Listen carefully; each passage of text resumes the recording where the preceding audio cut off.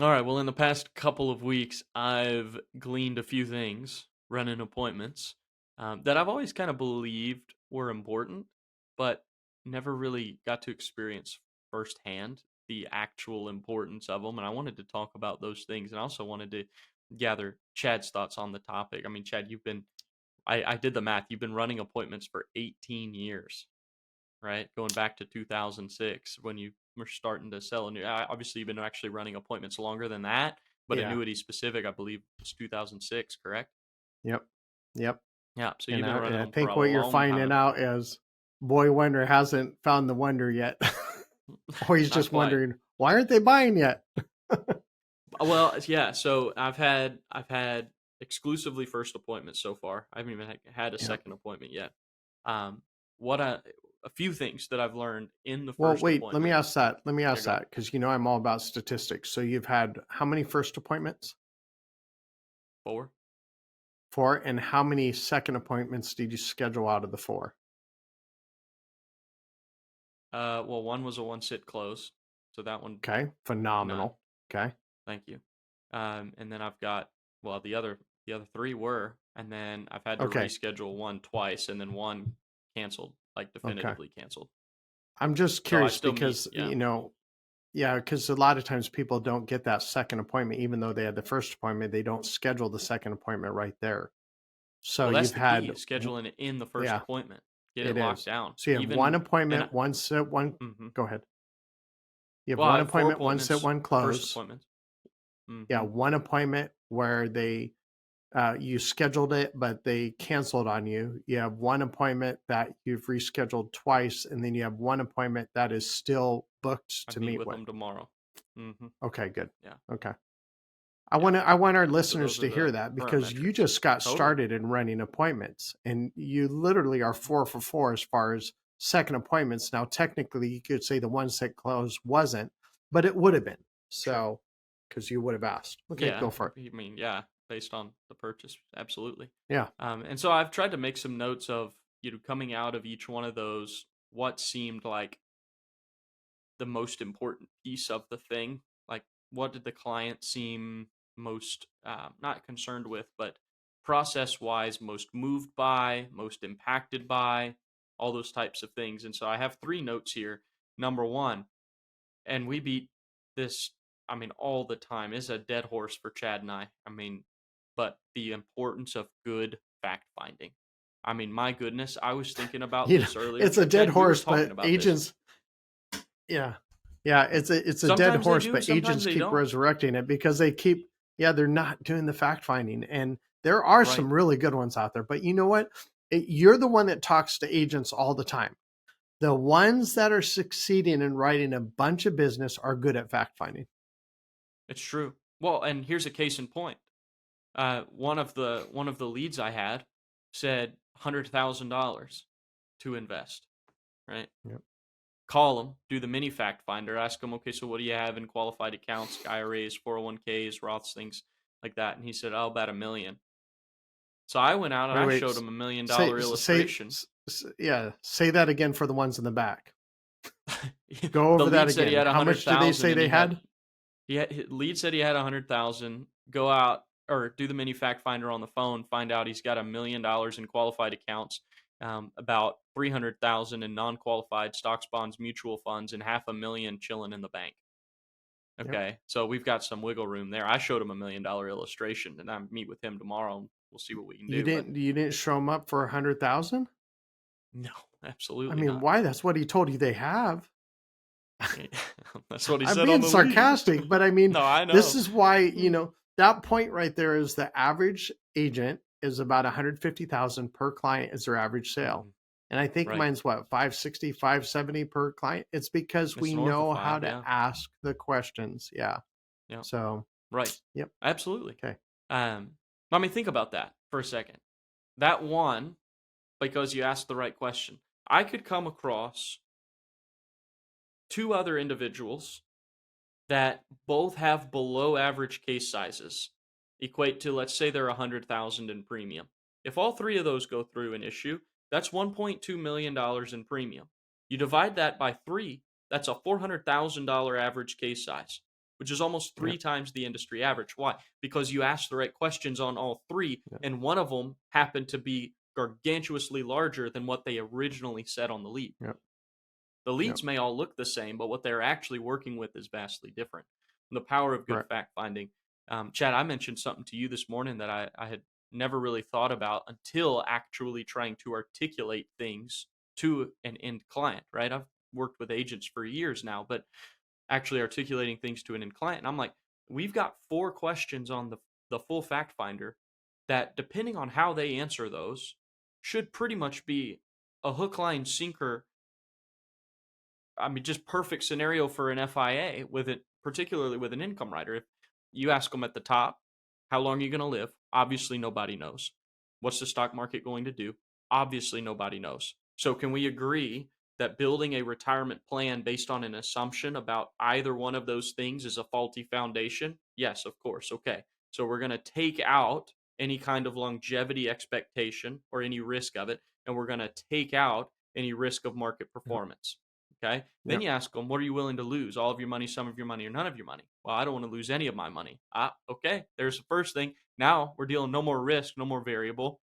Yeah. We got 0% floor options only at this point. And then you ask them, is this a plan for living or a plan for dying? Oh, it's a plan for Yeah. living. Okay. So now what do you got? You've got to protect the principal. You obviously want to participate in the upside of the market, and you've got a plan for living. So you're talking about guaranteed lifetime income. There's one singular product that handles all 4 of those questions and Right. addresses all 4 of those. There is Yeah. literally not another option out there. So then when the client comes back later and they're like, oh, I was looking at this other thing, it makes the objection handling, should make the objection handling easier, because they've literally told you these 4 things that can only be addressed with the one thing that you're Hmm. positioning. And it's funny So, anyways, though, good because fact finding. one of your clients came back and She did. had a objection, and that didn't roll off your tongue like that. Now It it didn't. did.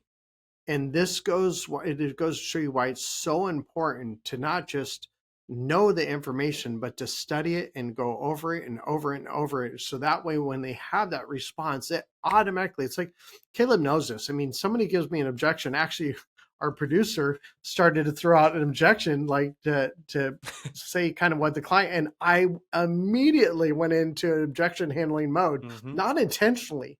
It just naturally, I went into that and bam, bam, bam, bombarded. And he was like, wait. He literally goes, I'm not going to win an objection handling contest with you. I'm not going to have a rebuttal for that.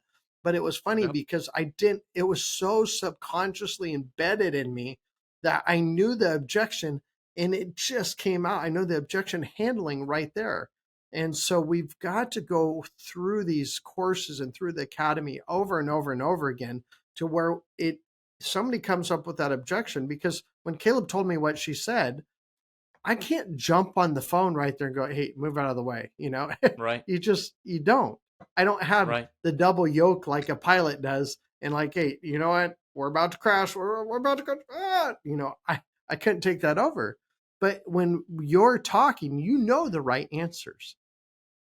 You know the right Right. It's answers. just it's just a matter of getting those to translate into a fluid, Correct. right? When you're kind of caught off guard, because what was interesting was the plan was perfect for what she needed it to do. It was For in sure. alignment with everything she told me, and yet I'm Mm-hmm. getting this call saying, "Hey, I'm going to save you a trip because I'm looking at a different thing." My knee jerk Yeah. reaction went to, well, I guess the initial question may not have been bad. So, okay, what are you looking at? Right? Like, what's Yeah. the other thing? Because I need to try and understand what is it that she's considering to be able to provide the juxtaposition. The problem was, once Mm-hmm. I heard what she was considering, my reaction wasn't to create the juxtaposition, but to try to degrade that thing. Um, Mm-hmm. Asking about staying exposed to risk and all that kind of stuff. But anyways, Yeah. Well, live and you you learn. acted like you liked a cat where somebody just stepped on your tail. I told you, right? I said I felt kind of like I felt really bad for him because the way he responded, not Apparently, my because it voice was changed. wrong. Yeah. Yeah, it did. It seemed like, oh my gosh, somebody just kicked his puppy. And now remember, this is someone who I have named as one of the top 3 marketers I've ever known in my entire life. So if you think about this, one of the top 3, and I've been in this business for 20 years, and he's still, after training so many agents, I mean, probably thousands of agents, he has that. This is why having someone who's in the field is so important to be training you, Mm. because Caleb can Yeah. do case design like a master. He knows the right answers. He knows the objection handling, but it's still a matter of who's in the field with you, running Right. appointments just like you, running these same things. And this is one of the reasons I know you wanted to start running appointments, is because Absolutely. Caleb wanted that first world experience of, if I'm going to be helping agents, I want to know what they're going through. And Hmm. he's been asking for probably 6 months to a year to be able to run the field, and now he's seeing what is, and it's just going to make you better and better. I assure I'm you, excited Caleb, you're for it. going to be, yeah, you're going to be phenomenal. I have no doubt about it. Yeah, I mean, you just keep learning and growing. Yep, There was two yep. other things that I noticed from other appointments. Number one, the necessity of having a presentation and a process. It was hilarious because the first guy I ever met with, I go through the presentation that I've obviously gleaned from Chad, and all the Hmm. documents and everything that it's the retirement realized sales system. It's what we do. Like, this is Yeah. just how it's local agents. We train them to do the same thing. Agents in the academy, we train them to do the same thing. I mean, it's just what it is.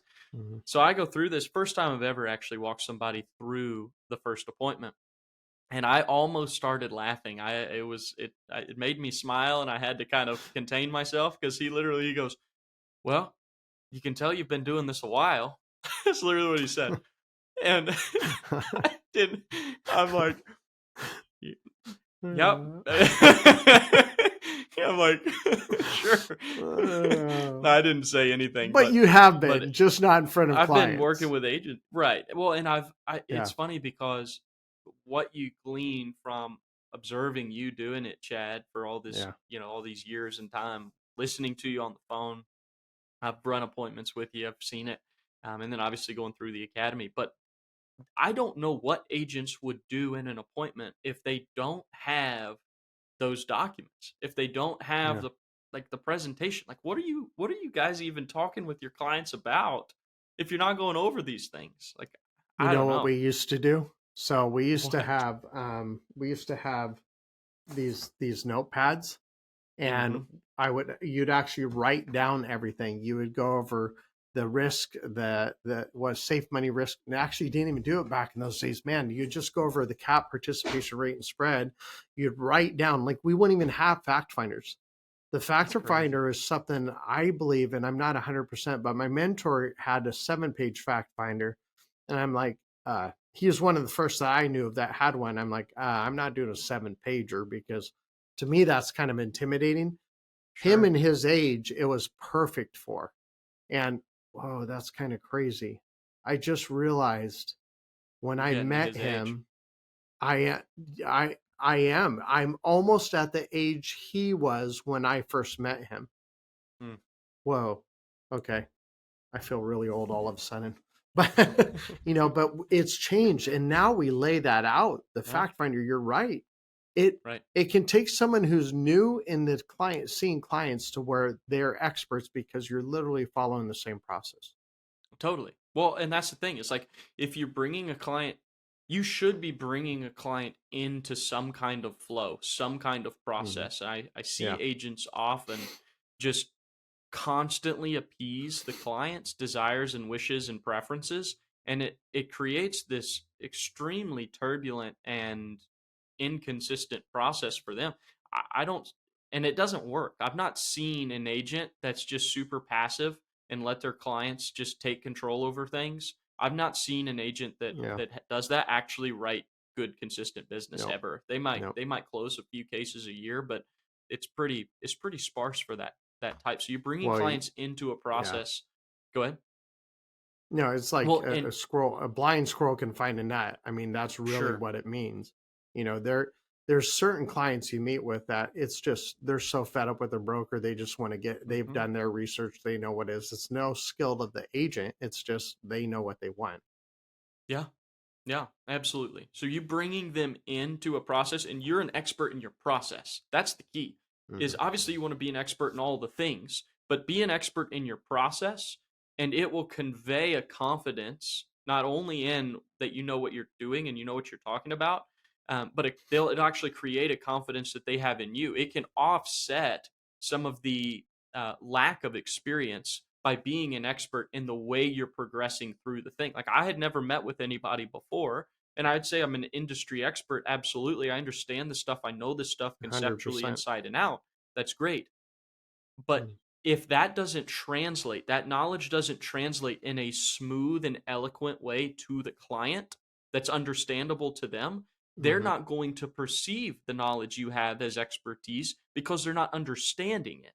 So an expert is able to take something that For seems sure. complex and actually explain it in a simple way that other people are able to understand and buy into. Um, and then Yep. the third thing that I noticed from appointments is the necessity of knowing your product and carrier inside and out. The big $1 million uh, client that I was working with, I mean, he had question upon question upon question about the product and wanted clarification on this and how does this work to here. And thankfully, I knew the product inside and out. I knew the carrier inside and out, and I was able to Yep. answer all those questions for him accurately and truthfully, not just pulling things out of thin air like some people do. It's like if I didn't know something, I was ready to tell him, "Hey, I'm not sure about that, but I will Yeah. find out and I will let you know." Um, but I didn't need to do that, and there's probably 8 or 10 Yeah. questions he asked about it that isn't necessarily part of the normal illustration explanation process. Um, Yep. some of it he just wanted more elaboration on, like, and confidence and clarity on certain pieces. So, anyways, those three Yep. things: good fact finding, having a presentation process that you're bringing them into, and then knowing your product and carrier inside and out are, at least at this point, 4 appointments into this deal, the three like biggest pieces that I can attest to the importance of. Awesome. Think you're going to kill it, man. I have no doubt about it. So, well, I hope this helps you guys. Even a blind squirrel can find a nut. Caleb's finding it. So, Trying. okay. Have a great day We'll see you and guys. happy selling.